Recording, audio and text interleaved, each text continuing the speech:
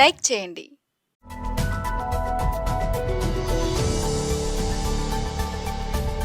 నా పేరు లక్ష్మణ్. మా ఇంట్లో దొంగతనం జరిగింది. మేము ఇంట్లో లేము. మాకు కిరాణా షాప్ ఉంది, చిన్నది. షాప్లో ఉంటాము. హోలీ పండుగ రోజు ఫుల్ రష్ ఉన్నందుకు మేము షాప్లో ఉన్నాం. షాప్లో ఉంటే నేను 1 గంటకు ఆ షాప్ నుంచి వచ్చి స్నానం చేసి తిని 3:15కి ఇంటికి లాక్ వేసుకొని వెళ్ళిపోయాను నేను. మా వాళ్ళంతా అక్కడనే ఉన్నారు. మా కోడలు అందరూ 8:30కి ఇంటికి వచ్చారు. వాళ్ళు ఇంటికి వచ్చే వరకు ఇంట్లో మొత్తం తలుపులు పలగొట్టి, బీరువా పలగొట్టి, ఉన్న బంగారం అంతా తీసుకొని, పైసలు తీసుకొని, ఎండి తీసుకొని వెళ్ళిపోయారు. మా ఇంటి పక్కోడే దొంగ. ఇంత కూడా నేను చేసిన పోలీసులకు వెంటనే పోయి కంప్లైంట్ ఇచ్చినాం, చేసినాం. 2 గంటల వరకు జరిగింది. పోలీసులు కుక్కలు వచ్చినాయి, అన్నీ వచ్చినాయి, చాలామంది వచ్చారు. కానీ మొత్తం అందరినీ విచారిస్తున్నారు. దొంగ పక్కింటోడే, వాళ్ళు మటుకు బయటికి వస్తలేరు. ఏదైనా అడుగుతారు. ఏదైనా కొంచెం అయ్యిందంటే బయటికి వచ్చి అన్నీ అడిగేది, అరిచేది. అసొంటిది మా దానికి గురించి అసలు బయటికే వెళ్ళట్లేరు వాళ్ళు. బయటకు మాకు అనుమానం వచ్చి డీసీపీ వచ్చాడు, చెప్పాము ఇట్లా చెప్తే చేస్తే. అయినా కూడా నువ్వు కన్నేసి చూడండి అంటే విచారిస్తే వాడు దొంగని పట్టుకుపోయి అన్ని విచారణ చేస్తే వాడే దొంగని తేలింది. మా ఇంట్లో అన్నీ ఇది చేశారు. కానీ ఇప్పటికే 6 నెలలు అవుతుంది. కానీ వాడిని పట్టుకొని వాడిని పోలీస్ స్టేషన్లో వేశారు. మాకు ఇంతవరకు న్యాయం జరుగుతలేదు. మా వస్తువు అనేది మాకు వస్తలేదు. మమ్మల్ని ఆపేస్తున్నారు ఎక్కడ పోయినా. ఇది గిరిధర్ సార్ దగ్గరికి కూడా పోయి అక్కడ చెప్పి అన్నీ చేస్తే ఆయన కూడా ఇది చేసి రాదు, మీరు మర్చిపోండి బంగారము అనే మాటనే చెప్తున్నాడు. కానీ నీకు వయసు ఉంది బాబు, నువ్వు సంపాదించుకోమంటున్నాడు. మాది ఏమనేది మాకు ఇస్తలేరు. మాకేమనేది న్యాయం జరుగుతలేదు ఎక్కడ పోయినా. మాకు ఎంత ఇది అవుతుందంటే అంత తిరిగి అన్ని జాగాలలో తిరుగుతున్నాం. మా కేసు వచ్చే వరకు వెనకకు పడేస్తే దొంగ పోలీసులు ఏకమైపోయారు. అమ్ముకొని తిన్నారో ఏం చేసినారో కానీ వాడిదే చెల్లుతుంది. కానీ మాకి మటుకు న్యాయం జరగట్లేదు. ఏడబోయినా మమ్మల్ని చాలా ఇది చేసేస్తున్నారు. ఏది పట్టించుకుంటలేరు పోలీసులు. అప్పుడు అని తిప్పిస్తున్నారు. కానీ మాకనేది ఏది లేదు. పోతే మాకు ఇది చేయమంటే కూడా చేస్తలేరు. ఇలా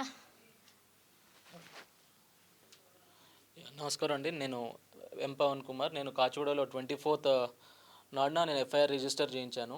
నైట్ అప్రాక్సిమేట్లీ 9 o'clock వెళ్తే పిఎస్లో ఎవరూ లేరు. ఆ రోజు 24th నాడున మోదీ గారు రోడ్ షో ఉందని చెప్పేసి అందరూ బందోబస్తుకి వెళ్ళడం జరిగింది పిఎస్ నుంచి.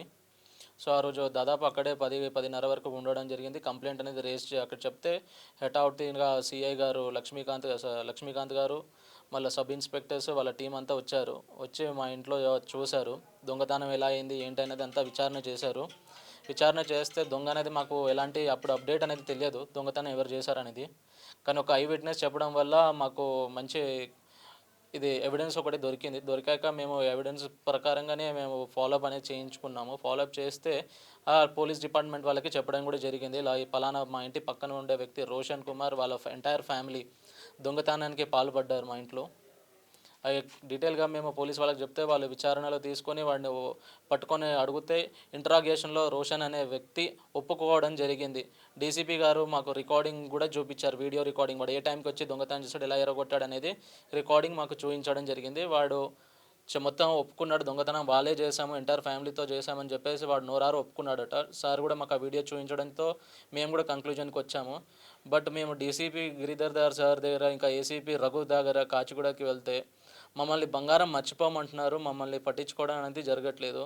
మేము పోలీసులో బాధ్యత వచ్చేసి ఓన్లీ మేము దొంగల్ని పట్టుకోవడం వరకే, రికవరీ పార్ట్ మాది కాదే అంటున్నారు. మరి రికవరీ పార్ట్ అనేది ఎవరిది మాకు తెలియాలండి.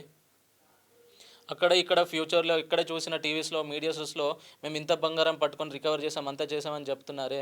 మా పార్ట్కి వచ్చేసరికి దొంగను పట్టుకొని దొంగతో ఉన్న వాళ్ళని అందరినీ పట్టుకున్న తర్వాత కూడా పోలీస్ వాళ్ళనేది దొంగలను పట్టుకోవడంలో విఫలం అయితే నేను పట్టించాను దొంగని. సో దొంగ వాళ్ళ ఫ్యామిలీ కూడా పరారీలో ఉన్నప్పుడు మేము పట్టించాను వెతికేసి పోలీస్ వాళ్ళతో వెళ్ళి. అప్పుడు పట్టుకొని విచారణ చేస్తే వాళ్ళు ఒప్పుకోవడం జరిగింది దొంగతనం చేశామని. తర్వాత మా కేసుని అనేది పట్టించుకోకుండా సైడ్కి పడేశారు, నాన్ చేశారు. బాగా నాన్ చేయడం వల్ల మొత్తం ఇప్పుడు ఏం జరిగిందంటే మాకు పోలీస్ డిపార్ట్మెంట్ వాళ్ళే మాకు మళ్ళీ ఏం చెప్పారంటే వేరే వాళ్ళు దొంగ పోలీస్ ఏకమైపోయారు, గోల్డ్ అనేది పనిచేసుకున్నారు, మాకు ఇంకా గోల్డ్ ఇవ్వడం జరగదని చెప్పేసి చెప్పారు. ఎప్పుడు పోయినా డీసీపీ గారు గిరిధర్ గారు మాకు గోల్డ్ మర్చిపోమనే చెప్తున్నారు. కానీ చూద్దాం అనే మాట అనేది ఒక్కసారి కూడా వాడలేదు, చూడలేదు ఇప్పటి వరకు. అందరూ మమ్మల్ని మర్చిపోనడం జరుగుతుంది కానీ మరి ఎందుకు మర్చిపోవాలండి నేను? నా బిల్స్ ఉన్నాయి, అన్ని ఎవిడెన్స్‌తో ఉన్నాయి. దొంగ దొరికాక కూడా మా రికవరీ పార్ట్ మాది కాదని చెప్పేసి చేతులు దులుపుకుంటున్నారు. సో, వాళ్ళ పోలీస్ మిత్రులు వాళ్ళ డిపార్ట్మెంట్ వాళ్ళే మాకు క్లూస్ కూడా ఇవ్వడం జరిగింది.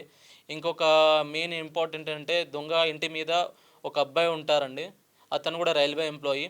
అబ్బాయి అనేది పోలీస్ వాళ్ళకు మాకు ఇంటిమేషన్ ఇచ్చేవాడు దొంగ వాళ్ళకు అప్డేట్ అంతా. సో, ఆ విషయంలో క్రైమ్ రైటర్ శివ అంటే క్రైమ్ డిపార్ట్మెంట్ చేస్తాడు కాచిగూడ పిఎస్లో. కానిస్టేబుల్ శివ అనే వ్యక్తి దొంగతో పాటు వెళ్ళి అబ్బాయిని బెదిరించడం జరిగింది మా విషయంలో. ఏమని, "నువ్వు వాళ్ళకి ఎందుకు అప్డేట్ ఇస్తున్నావు, చేస్తున్నావు, మిమ్మల్ని చంపేస్తా, చేస్తా" అని చెప్పేసి వాడిని డ్యూటీలో ఉన్నప్పుడే డ్యూటీ దగ్గర బయటికి పిలిచి వానికి ధమ్కీ ఇవ్వడం జరిగింది. సో, ఈ ఎవిడెన్సెస్ కూడా మా దగ్గర ఉన్నాయి. ఆ కేస్‌కి మా కేస్‌కి ఏమైనా అడిగితే కొత్త డీసీపీ ఇప్పుడు బాలస్వామి గారని వచ్చారు. మీకేం సంబంధం ఉంది అంటున్నారు. ఎవిడెన్స్ మరి సంబంధం లేకుండానే మరి ఈ అబ్బాయిని వెళ్ళి బెదిరించడం జరిగిందా? నా టాపిక్ అనేది మాట్లాడడం జరుగుతుంది అక్కడ వాళ్ళ దగ్గర. ఏం అధికారం ఉందండి మరి వాళ్ళు వెళ్ళని ఓ అబ్బాయిని వెళ్ళి అక్కడ దండిస్తున్నారు. ఇంకొకటేంటంటే మీ డిపార్ట్మెంట్ వాళ్ళే మాకు అప్డేట్ ఇచ్చారు. పంచుకోవడం జరిగింది బంగారం అని. సో, ఆ రికార్డింగ్స్ కూడా ఇన్ఫర్మేషన్ కూడా ఉన్నాయండి. ఇంత దారుణమా పోలీసోళ్ళు? ఇంత అన్యాయమా చేసేది ప్రజలకు? మాకంటూ న్యాయం అనేది జరగట్లేదు చేసేటోళ్ళే ఇంత అన్యాయం సార్. చేస్తుంటే కొత్తకోట శ్రీనివాస్ సార్, మీకంటూ కాచిగూడ ఏసీపీ డీసీపీ గారు గిరిధర్ గారు మీకంతా ఫాల్స్ స్టేట్మెంట్ అనేది ఇవ్వడం జరుగుతుంది సార్. మొత్తాన్ని మేము పక్క ఆధారాలతో అన్ని డీటెయిల్గా ఉన్నాయి. కావాలంటే మీరు దయచేసి మాకు ఒకసారి టైం ఇవ్వండి. మేము మీకుతో మళ్ళీ చూపిస్తాం. మీ దగ్గరకు ఒకసారి రావడం జరిగింది. మీరు బాగా బిజీ షెడ్యూల్ ఉండడం వల్ల సరిగా మమ్మల్ని అంటే టైం మీరు ఇవ్వలేకపోయారు. మళ్ళీ మీరు ఒకసారి మాకు ఒక టైం ఇస్తే మీకు సాక్ష్యాధారాలతో సహా మేము ముందు పెడతామండి. లైక్ చేయండి,